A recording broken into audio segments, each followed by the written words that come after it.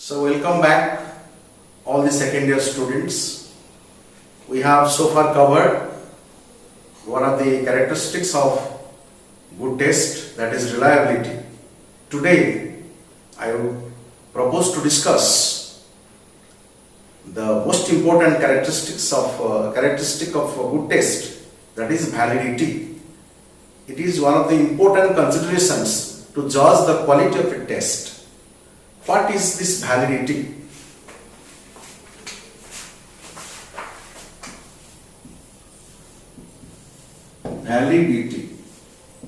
Validity of a test implies to what extent the test measures what it intends to measure or what it purports to measure. When a test is constructed, it is constructed with a purpose, and the test must measure the purpose, what it is intended for. For example, we have developed an achievement test. The test is supposed to measure the various aspects of the achievement of students. If it measures successfully all the purposes that we have in our mind while constructing the test is said to have validity because it serves the purpose. If your test doesn't serve the purpose, it lacks validity. Another example I may give you. You have developed achievement test. One achievement test you have constructed. So your test intends to measure the achievement of the students. But instead of measuring the achievement of students, if it measures the intelligence of students, so the purpose is defeated. We cannot say that the test is valid because it lacks its purpose. It doesn't serve the purpose. It fails to cater to your needs. That is why it is not valid. So validity is defined the extent to which a test measures what it intends to measure, what it purports to measure. That is the meaning of validity. So when a test is constructed, the test constructor, he has some purpose in his mind. That my test will measure such things, such parameters, such traits, such qualities. And if your test successfully measures those components, then the test is said to have validity. If your test, you have constructed the test, your test intends to predict the future success of students. So the test must measure the success of the learners, students in future. So the test must have the predictive value. That is why validity is considered as the extent to which a test measures what it intends to measure. There are various definitions of validity. Garrett has given a very good definition. Stanley and Hopkins, Freeman, they have given some good definitions of validity. But on an analysis of the definitions given by them, we can conclude that validity refers to the extent to which a test measures what it intends to measure or what it purports to measure. That is the definition. Then, after the concept is clarified, let us discuss the nature of validity. What is the nature of validity? So let us start discussion about the nature of validity. Like that of reliability, validity has also got three important nature. Generally we say validity of a test, but actually it is not validity of test. Validity refers to the test results, but not to the instrument itself. Validity of a test, it would be proper rather to say validity of the test results. Results must serve the purpose. If it serves, then it is said to be valid. The results are said to be valid, but not the test. But in ordinary sense, in course of discussion, in conversation, we used to say the test is valid, but actually the results are valid. If the results serve our purpose, they can be termed as valid. They can be designated as valid, otherwise not. Then the second nature of validity is a matter of a degree. We can say the test is valid or invalid, but actually it is not proper to say so. Any test you prepare, that must satisfy or cater to your needs to some extent. Altogether you cannot reject the test. When the test constructor, he has prepared a test, he must have some aims in his mind, that my test would cater to these needs. Some items must cater to the needs, some items may not. So if the test serves your purpose highly, then we can say the results have high validity. If the test serves the test has some moderate value, partly it serves your purpose, but not the entire purpose of the test is served. In that case, you can say the test has moderate value, moderate validity. Then, if it serves very insignificantly, it serves your purpose, very negligible amount is served, then you can say the test is having low validity.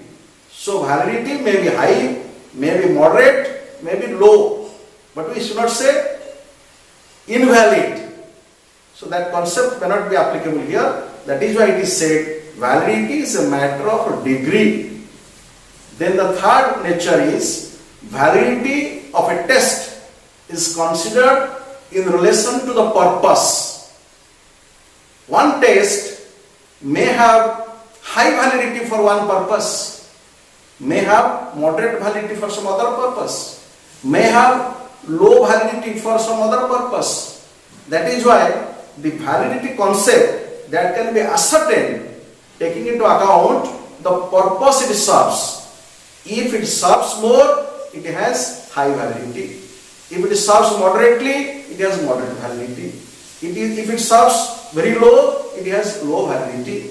So keeping in view the purpose, we can decide the extent of validity of a test. So these are three important nature of validity. First one is validity refers to the test results but not to the instrument or test itself. Second one, validity is a matter of degree. High validity, moderate validity or low validity, but not valid and invalid. We cannot say so. And the third one is validity is determined, is considered in specific relation to the purpose. These are three important nature. Now we will discuss, there are various types of validity. So what are the various types? We will discuss one by one.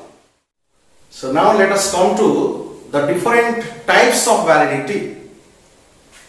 These are the three types of validity. Validity are of three types. The first one is content validity. The second one is criterion related validity, which is again of two types. One is concurrent validity, another is predictive validity, and the third one is construct validity. Once again, content validity, criterion related validity, it is of two types, concurrent validity and predictive validity. The third one is construct validity. So we will begin now with content validity. What is content validity? Teachers, when they construct a test, two things are taken into account. First, the objectives of instruction. What are the course objectives? The teacher must keep in mind its understanding, application, skill. In cognitive domain, there are different objectives. For each unit, the objectives are identified, and there are different content areas. In a syllabus, the content areas are identified that the students are to learn these content areas, cover content areas during one period, during the length of time up to pre-test, test, or even within one calendar year, what they are supposed to study. The content areas are identified. First, the objectives are selected. On the basis of that, the content areas are determined. When the test maker develops a test, he will make a sample of questions, because in 3 hours, supposing, we cannot cover all the content areas whatever have been included in the syllabus. So he has to ask you some sample questions, and all the objectives of instructions cannot be also covered up within the specified time. So within a limited time, we will test the knowledge of the students, what they have achieved, what are the objectives attained by the students, and what are the objectives attained in terms of different content areas. Supposing Akbar, Babur, Shahjahan, Jahangir, Aurangzeb, these are different content areas, and the objectives have been also identified. So within the stipulated time, we have to construct the test in such a manner which will be the representative of all objectives and the content areas. We should not leave some content areas. All content areas must be given due weightage. So how much weightage will give on content areas? How much weightage will give on different objectives? Knowledge, understanding, application, skill. So to make your test representative one, we should be very careful.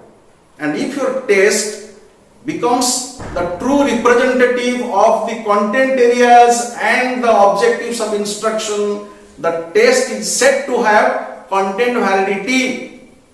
Content validity means you are making a sample question. Sampling is the essence of content validity as said or defined by Grunlund. He says sampling is the essence of content validity. That means your test should be so representative. It covers all objectives of instruction and all content areas. To ensure this content validity, what we do? We develop a blueprint. Just like before construction of a house, the mason, he first prepares a plan. You want to construct a house somewhere, first you have to develop a plan. It must be approved by some authority. In Bhubaneswar, it is B.ED.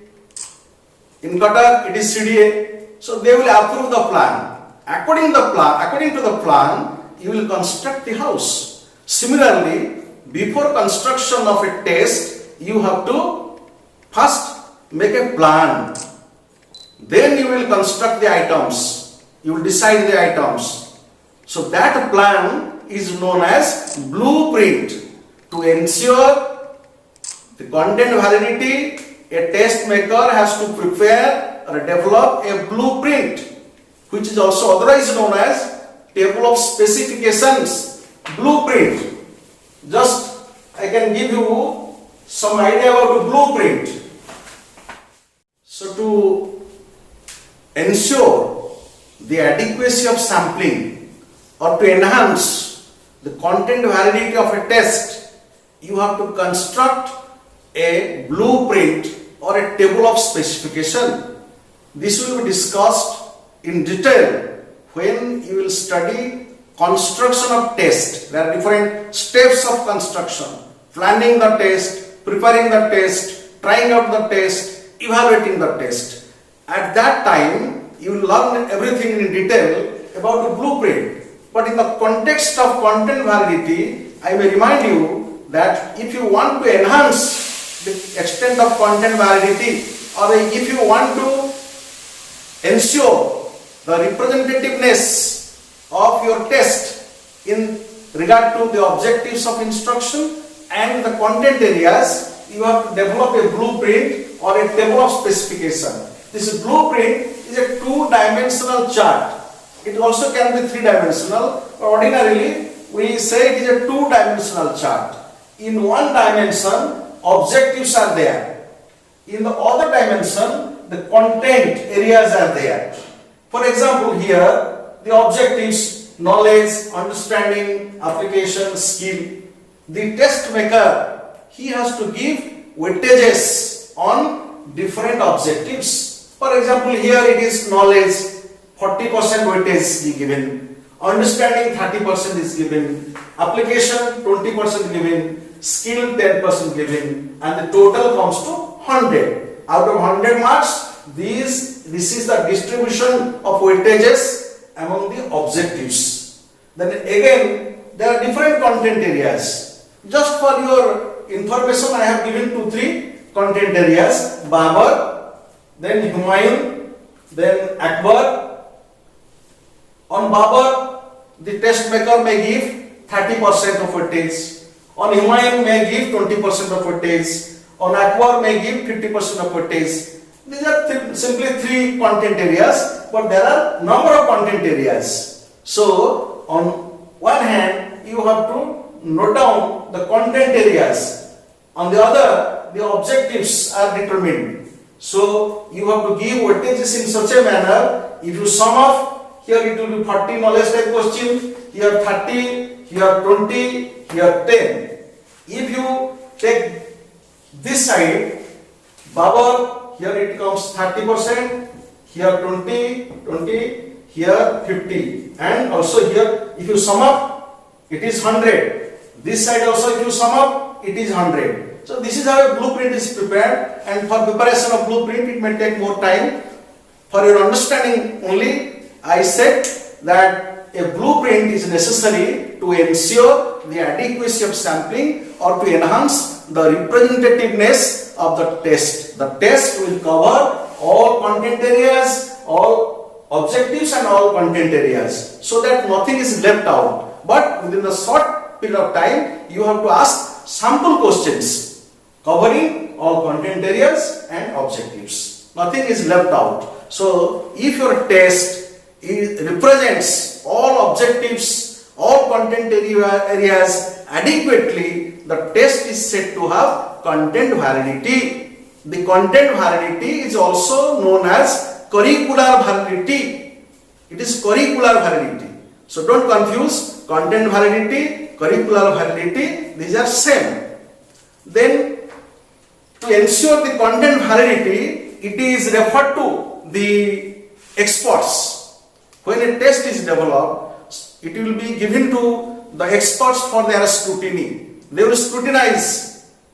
They will see these are the content areas, these are the objectives, and this is the test. To what extent this test represents the content areas and the objectives of instruction. So these experts, they will certify, they will find out the extent of representativeness of your test. So this is to ensure this the content validity. This is subjected to the scrutiny of the experts, the specialists. That is why this is known as rational validity. This is otherwise known as rational validity or logical validity, because it is subjected to the scrutiny, to the judgment of the experts. That is why it is rational validity or logical validity. To ensure or to obtain the content validity, some empirical methods can also be used. You are the beginners, I will not focus much on that, but just for your understanding I may say, you can have 2 independent tests. You construct one test, another independent test is there, the 2 scores will be correlated to ensure the content validity. You can have one test, after giving it the treatment, then you can give another test, you can find out 2 sets of scores, you can also compare. Then the results of the test, new test, can also be compared with the judgment of the experts, their rating. They will rate the students on the basis of their performance. So that can be also correlated.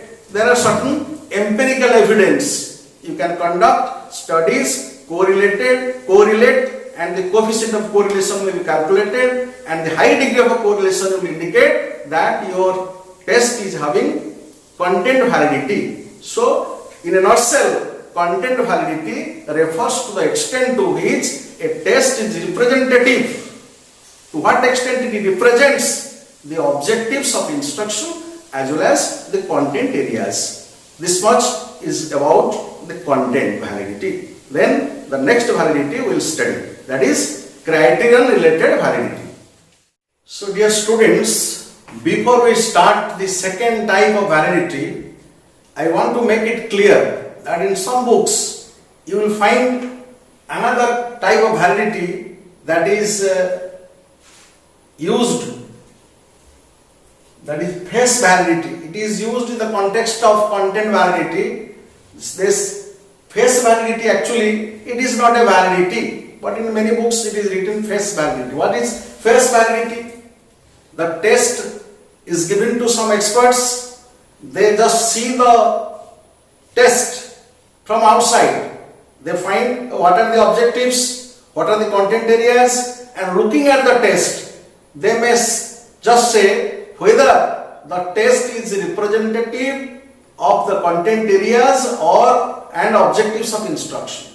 Looking at the test, they will say something. As we look at a person, we say that face is the index of mind. We look at his face, then we draw a conclusion. Similarly, the experts, they will look at the test, and from its appearance, they will draw a conclusion regarding the representativeness of the test items, to what extent they represent the content areas and the objectives of instruction.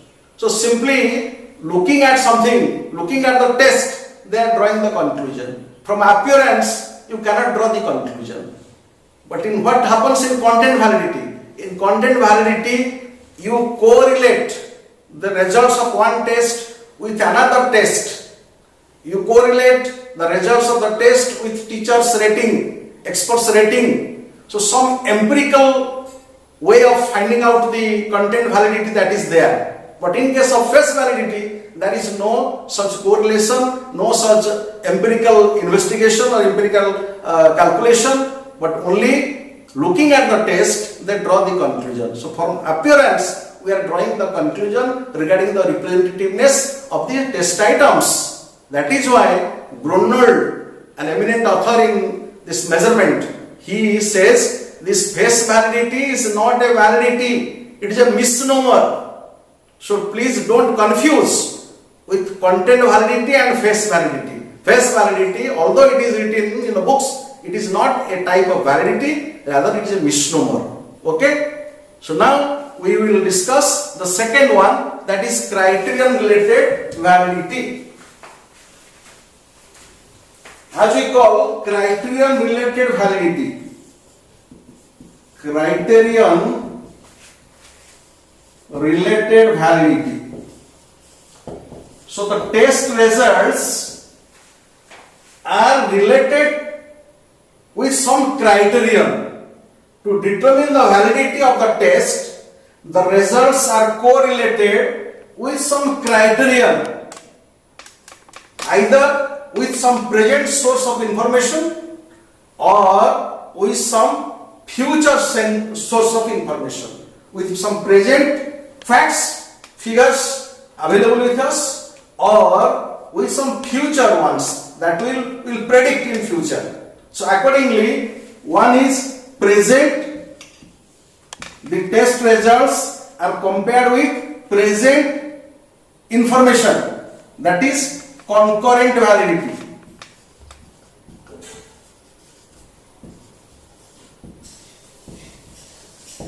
The second one will predict the results of the test will be compared with the results of future events, future things, future success that will come in future.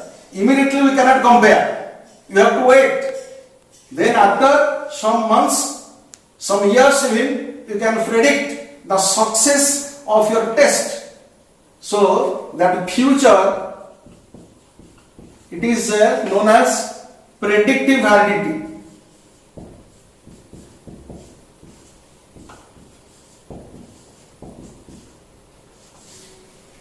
First one is concurrent validity. When you construct a test, you administer the test on a group of students, you find the results, then what you will do, you will compare the results of your own test with that of teachers' rating.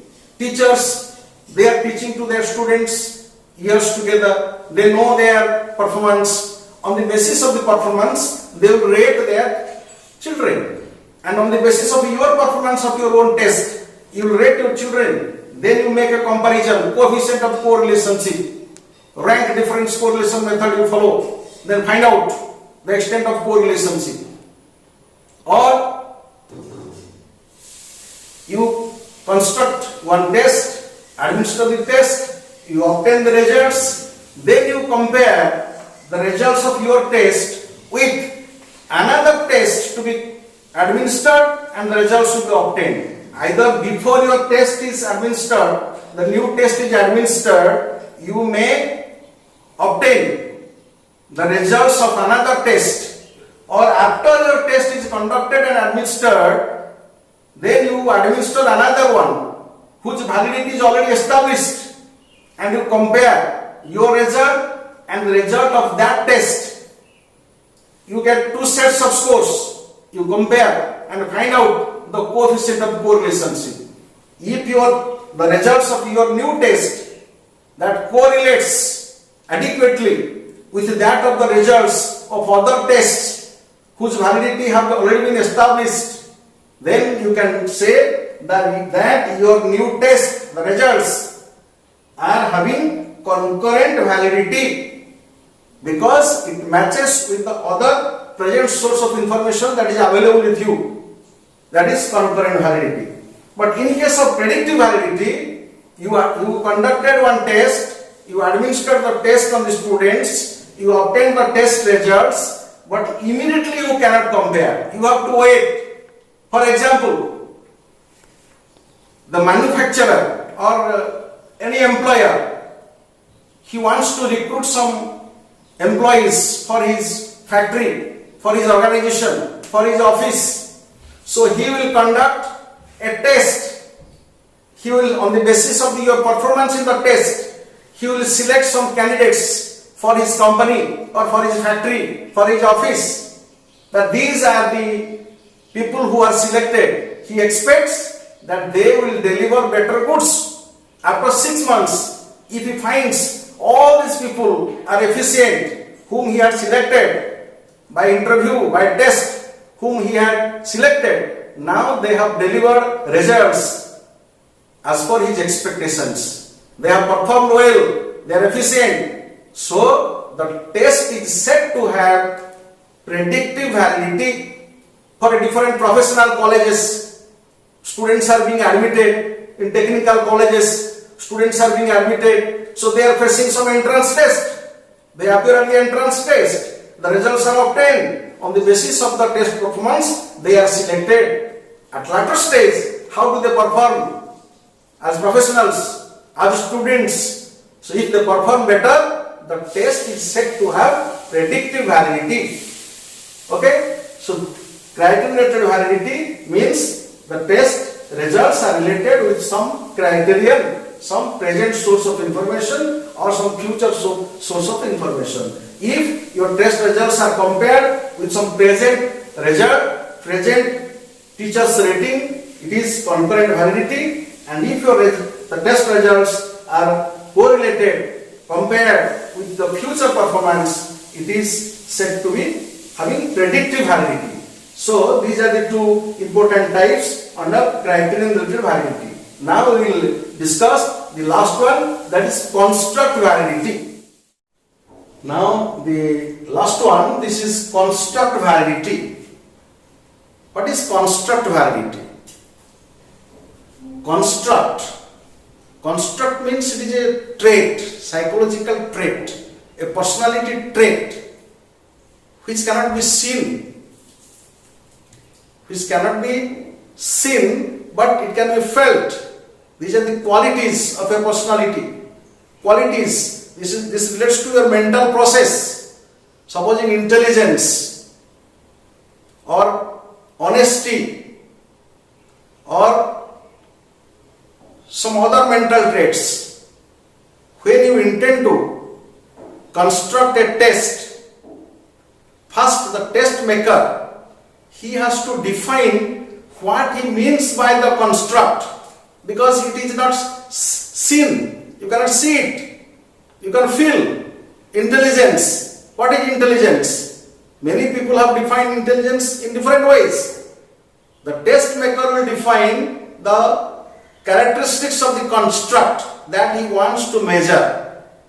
So intelligence means, if he wants to measure intelligence, the test maker must define what is intelligence, what are the characteristics, attributes of intelligence, how intelligence is different from other mental traits, and when he constructs a test, he must see that each item of the test must measure the construct as he has defined, because it is the test maker, he has to define that by this construct I mean this.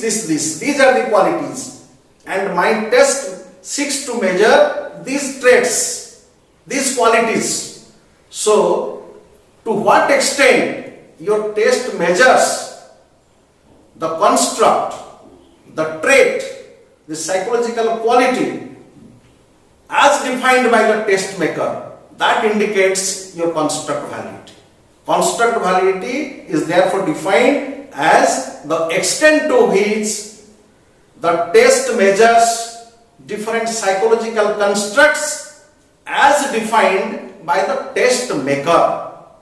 So there are many personality traits. These are studied and tests have been developed on such tests, such traits, and these, to what extent these tests measure the traits that indicates the extent of your construct validity.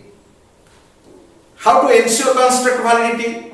For ensuring construct validity, you have to select some other tests whose construct validity has already been established. There are some standardized tests, their validity has already been established. So you have constructed a new test, your results are obtained, and now you correlate your test results with that of the results of another test whose validity has already been established. You have to administer both the tests. Your new test, you administer, the results are obtained. The old ones which are available, they are standardized, everything is already established, norms are established, so the validity is established. You administer that also on the same group of students. Now you find your own scores and the scores of that test which was already there. The two sets of scores are to be correlated. If there is high sufficient coefficient of correlation, high degree of correlation, then the test is said to have construct validity. So construct validity is therefore ensured to the extent to which a test measures different constructs, traits as defined by the test constructor. Okay, so this finishes my discussion on different types of validity. So to summarize what I told, I explained you what is the concept of validity, the nature of validity, then types of validity. Under types I said content validity. Content validity is also known as curricular validity. It is also known as logical validity. It is also known as rational validity. Content validity is different from face validity. Then I told you criterion related validity on the basis of correlation. When you correlate with the present source of information, it is concurrent validity. When you correlate your result of a new test with future source of information, that is predictive validity. Then I explained you lastly, that is construct validity. So these are the different types of validity. So I have so far explained reliability and validity. And reliability and validity are closely associated, connected. Reliability is necessary but a sufficient condition for validity. A valid test is always reliable, but a reliable test may be valid, may not be valid. For one example, Garrett has given a very lucid example. Supposing in the court, when the advocate asks some criminal or some witness, he asks a question. On cross-examination, the witness repeats the same sentence again and again. So if the witness in the court, he repeats the same sentence again and again, the statement is said to be reliable. But that witness may give a false statement. So it may be valid, may not be valid. But a valid statement is always reliable. Similarly, your watch, you have purchased a new watch, a good timepiece. It gives the good time, so it is reliable. But somebody has set 15 minutes forward or 15 minutes backward, so the time it shows, it will be different from the Indian standard time. So the time is not valid from the Indian standard time point of view. But as it is a good timepiece, newly purchased one, so the time the watch shows, it is reliable. So these are two examples. From this we can conclude that reliability is a condition for validity, but not a sufficient condition for validity. A test may be reliable but may not be valid, but a valid test is always reliable. So as reliability and validity are closely connected, the factors which affect reliability do affect validity, or vice versa. The factors which affect validity also affect reliability. So in my next class, we will discuss the factors affecting reliability and validity. And for the time being, you take this home task, that what is validity, discuss the various types of validity, or discuss the relationship, state the relationship between reliability and validity, then discuss the various types of validity. Or question may come, state the relationship between reliability and validity, discuss the various methods of estimation of reliability. So these are 2-3 questions you have to prepare at home, and in the next class we will be discussing about the factors affecting validity as well as reliability. Till then, goodbye.